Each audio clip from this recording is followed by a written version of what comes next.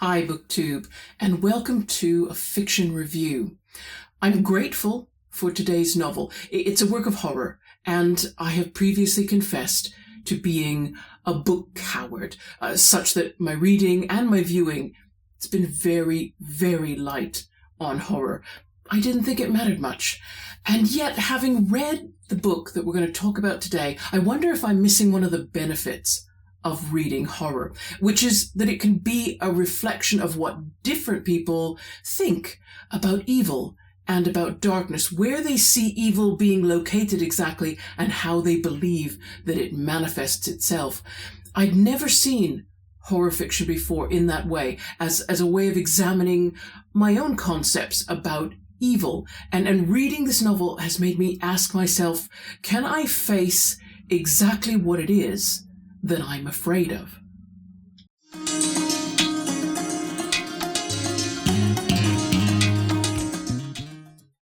Today we are reviewing The Between by Tananarive, published in 1996, 301 pages.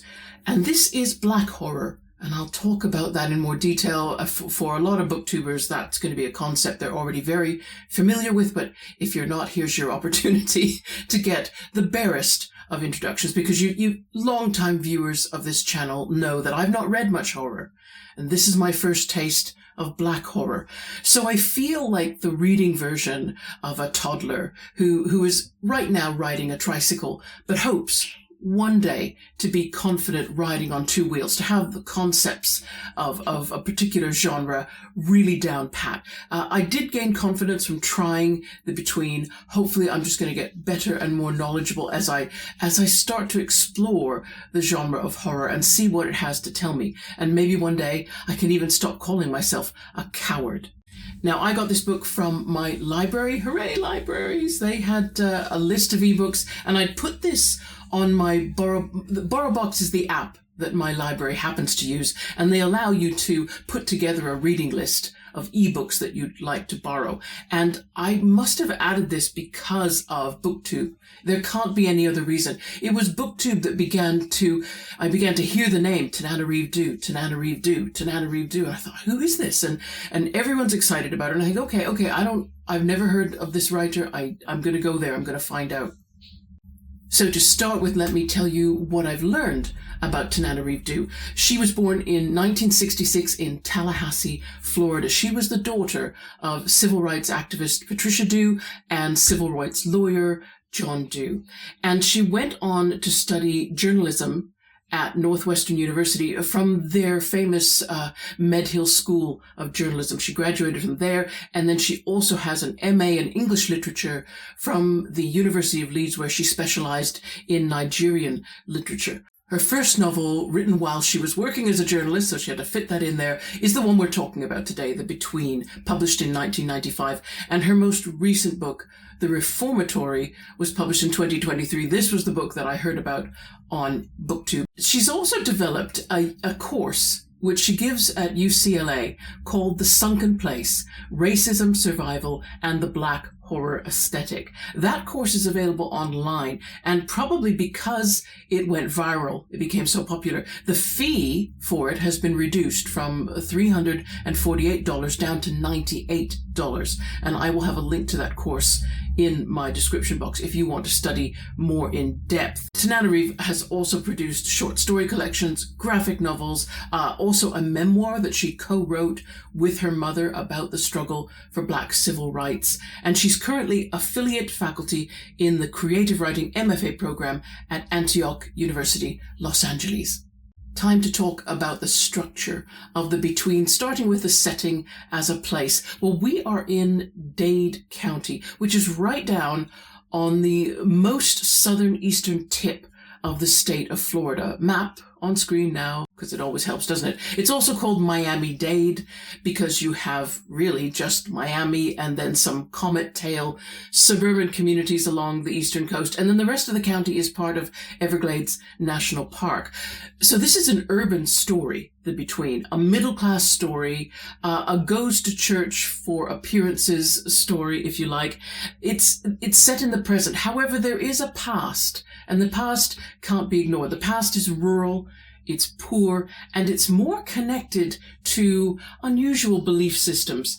And then there's a third space in this novel that you could call a setting. Some readers may argue, I think the novel allows for the possibility of a space or a dimension that only certain characters perceive. However, it's possible also to argue, and some readers may, that really this is just talking about the kinds of realities that vulnerable minds can construct, internal worlds that seem completely real, and therefore the person who's feeling that reality is attracted to anything which validates that internal world. Where are we in time? We are in the mid-1990s, you can tell. There's no mobile phones. There seems to be less surveillance and awareness of surveillance. Our protagonist was a young man in the late 60s, early 1970s, and so he has child memories from the last years of racial segregation in the United States. And I don't think you can just leave it there. I think also a setting in this novel, you might say, is history. History is a setting. Black American history is a setting. It sets the tone for this novel. It sets the background tension, the history of slavery and post-emancipation injustice. It is part of the setting of Black horror as a genre, and you're going to hear about that more in my rabbit hole. Narration. This book is written in third person, omniscient, but it's going to feel like first person. I'll try to explain that. Hilton James is our protagonist. He is Black. He is married. He has 2 children, Kea and Jamil. They are 13 and 8 years old, respectively. And so he's probably in his late 40s, early 50s.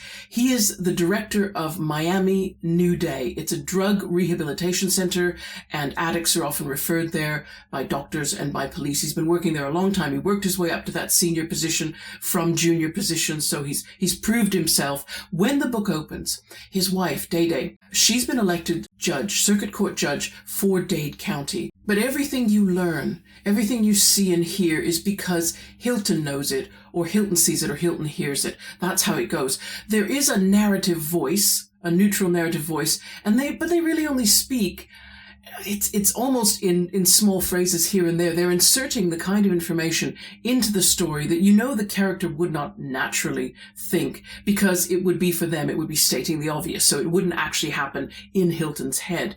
It's an unobtrusive voice, though. It really doesn't have any opinions or emotions, or the ones that it describes seem to be Hilton's. And so I forgot the narrator while I was reading. I really did. There was just Hilton for me, which is effective because the horror is accelerated by Hilton's feelings of isolation, the feeling that something is happening to him that he's never heard of happening to anybody else.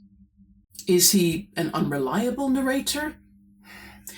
I think we need to invent more vocabulary when it comes to talking about character narrators. He seems unreliable only if the reader decides that they know better than Hilton does what is real and what is not real. I would say Hilton is certainly a struggling narrator. He's grappling with what he is and why he is alive. And if you have to call him unreliable, then I think you should also allow for the fact that he is sharing his mind and his heart at the worst possible time. In this novel, it's not difficult to get to know and remember all the characters. It's a small cast of characters. Really, because you're sticking so closely with Hilton, you are only going to spend time with the people who matter to him, to his family, to a few extended family, to a couple of friends, a couple of work colleagues. Very quickly, you start to feel intimate with that world because you're walking around it with him. You know how Hilton met his wife and how much work he did to keep that marriage together, how much work they both did to give them both credit for it. You know how respected he is in the community and how respected he is by his colleagues for the work he's already done. He's already proved himself when he comes to the novel. You know when he's tempted to do something that he might regret. You need all this intimacy because Hilton is going to be pushed beyond his ability to cope. Okay. And if you didn't know him as well as you do at the beginning of the novel, then he'd probably end up being a character that you disliked. If he were a side character, you just think he's nuts, he's bonkers, and maybe a little scary, and you wouldn't care what happens to him maybe. But in this construct, the way the narrative is, it makes you sort of shut in with Hilton, shut in a way that you feel like you are Hilton. It's a whole different vibe. It's not a case of dislike unless you also want to dislike yourself. I really appreciated Tananarive Dhu's narrative style. Her writing style, what can I say? I shouldn't really try to describe writing styles. I think that doesn't really get anything across to you as the viewer. So what I'm going to do, I'm going to start with her opening sentences in the book, because they just floored me, and I knew, okay, I'm with a master now. I'm with someone who can really do words so well. Here's how she opens the novel. Hilton was 7 when his grandmother died, and it was a bad time, but it was worse when she died again. Masterful. Absolutely masterful. What I'm going to do now is read you a little bit more, a passage that starts on page 183 of the ebook, just to give you more of a flavor of how that prose goes and how she creates tension. "Turn the light off, Hill," Dede said.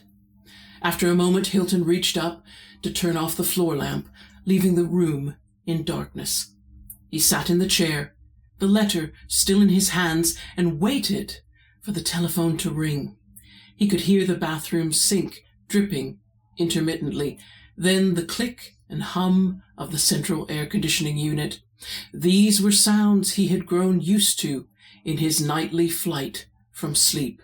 Soon he would hear Dede's breaths, slow until they were long and deep, interrupted by occasional snores. Hilton wondered why it was so dark, until he remembered no one had turned on the floodlights outside to brighten the patio. He stood and fumbled for the switch beside the Venetian blinds, glancing through the sliding glass door.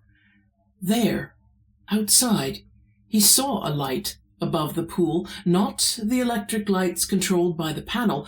He saw a murky, phosphorescent gray-green mist that appeared to be rising from the pool like steam. Hilton's hand froze above the light switch as he pressed his nose to the door, not breathing. What the hell? A woman. She seemed to be hovering above the pool, but no, she was standing ankle deep on the surface of the glowing water, hands at her sides, returning his gaze. The dim light made the lines of her face look harsh, etched in charcoal. She wore a patterned dress, flowers. Her straight hair was silver, fine, whipping gently around her face in an unseen breeze. Hilton felt his head and chest swelling. Nana.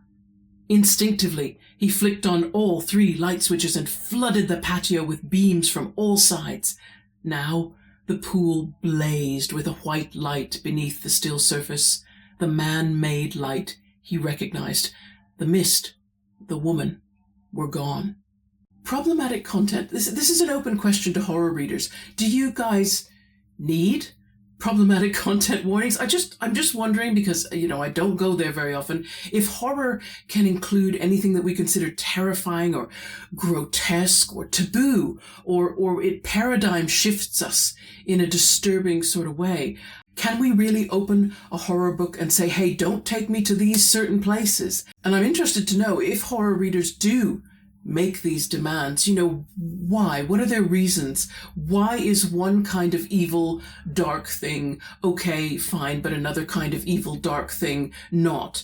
I'm getting myself into trouble with this question, I know, because reading The Between has not dispelled all my fear of reading horror. So I'm answering the question that I'm asking here. I'm trying to look more into this whole business of why do we read horror, or why do we not? Why do we pull away or draw near to certain subjects to examine them more closely? But because I cannot resist doing this as kind of a public service, here are some of the problematic things which do occur in The Between. Bear with me while I read them from my notes. references to mental illness, in particular perceptual illusions, hearing and seeing things that other people do not, losing track of time. Also a great deal of racially motivated threats of violence, of death, of hurting others that you love, near-death experiences, descriptions of domestic threat to women and children, gun violence. And there are also a couple of sex scenes. Consent is not an issue in them at all, but the description is longer than a few sentences or a paragraph. It goes on for, in some cases, a page or two. So there you go. Be warned. My rabbit hole today, I titled it, My Fear of Horror as a Privilege. And this is a purely personal reflection, okay? I really don't know how to turn it into a recommendation for any particular group of people. It just feels too early for that. So this is just pure sharing for how much it might help. The more Black writers I read, the more I look back on my growing up and I see how protected it was, how normal life, as I viewed it, was actually quite a sheltered and hedged in sort of thing, so that I thought that it was right, that it was fitting to be essentially optimistic and to expect a future where good things happened, where dreams might be fulfilled, that really that was just a matter of effort and a matter of determination. And even as I've gotten older, and that illusion has been steadily battered by reality, the truth is, I think it still survives. I mean, it might limp a little bit, I'll admit to that, but I think it still survives. Or maybe it would be better to say that I try to protect it. I try to protect it from going further. Yeah, and not reading horror and being afraid of reading horror. I think this may be my attempt to protect that illusion from sustaining any more damage than it already has. In her preface to The Between, Tananarive writes about her mother. She said her mother loved to read horror fiction, and she says, and I'm quoting her now, I began to understand that her love for horror wasn't just the roller coaster ride of imaginary frights I enjoyed as a child. I believe my mother used horror to address her trauma after Jim Crow and civil rights activism. And then she goes on to say, in page 19 of the ebook version, in 1960, when she was only 20 years old, my mother led a peaceful march of Florida A&M students in Tallahassee, and a police officer recognized her, said, "I want you," and threw a tear gas canister in her face. From that time until the day she died, my mother often wore dark glasses, even indoors, because she suffered from a sensitivity to light.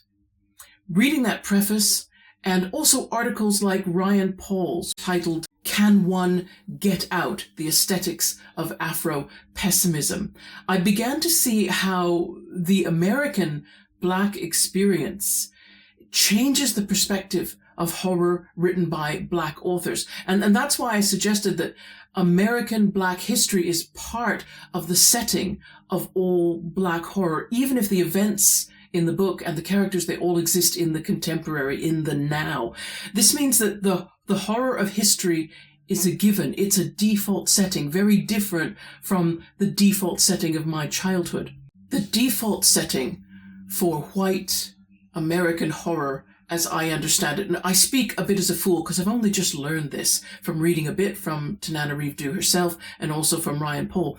But they're saying, and I can feel the truth in this, the default setting in white horror, the setting is there even when it's not there, if that makes sense, is safety. Horror is something that infiltrates the safe space.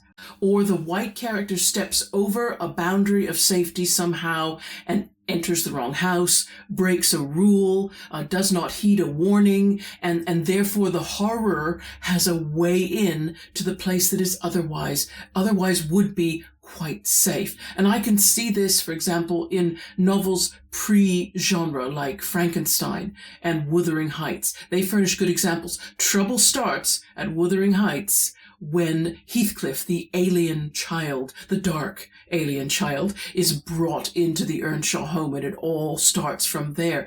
Frankenstein, when Victor Frankenstein does not listen to his university teachers, does not conform to what society wants, decides, no, I will not stay in the safe space, I will cross a boundary. That's when the trouble starts. So that is now my emerging picture of white horror. Black horror, if I understand it correctly, it's not about whether or not horror will find a way in.